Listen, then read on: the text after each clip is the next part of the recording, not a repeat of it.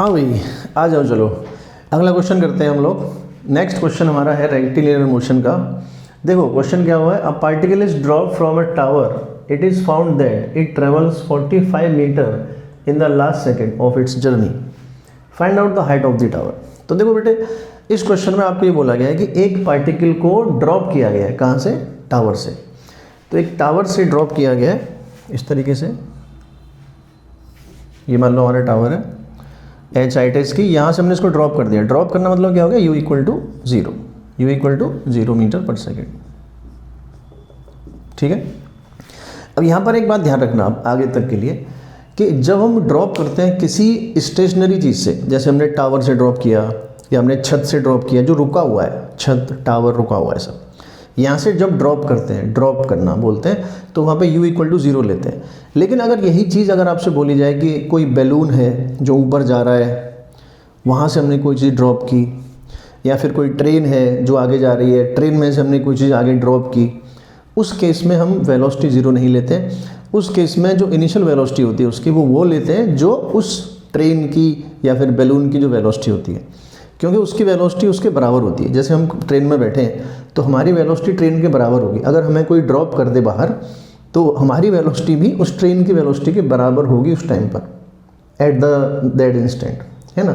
ये ध्यान रखना है। तो ड्रॉप करना हमेशा 0 नहीं होता है, ये ध्यान रखेंगे। हाँ, लेकिन अगर कोई चीज़ रुकी हुई है वहाँ से ड्रॉप करना है तो हम 0 लेंगे।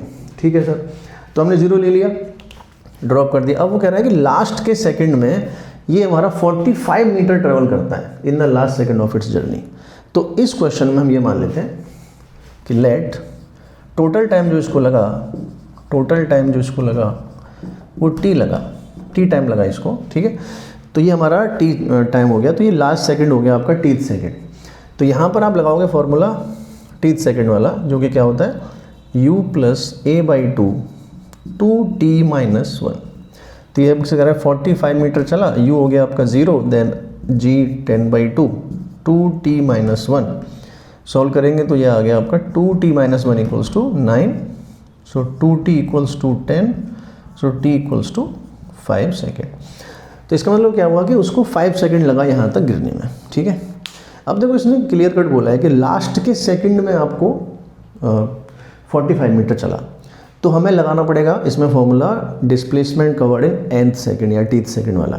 तो हमने मान लिया टोटल टाइम t लगा। ठीक है, यहाँ से टाइम आ गया। अब हम इसमें अप्लाई कर देंगे यहाँ से। अब हमने ड्रॉप किया, हमें हाइट निकालनी है, तो h equal to ut plus half gt square, so 1/2 to 10 5 का square, so answer is 125 metre. ठीक है, ये इसका आंसर होगा।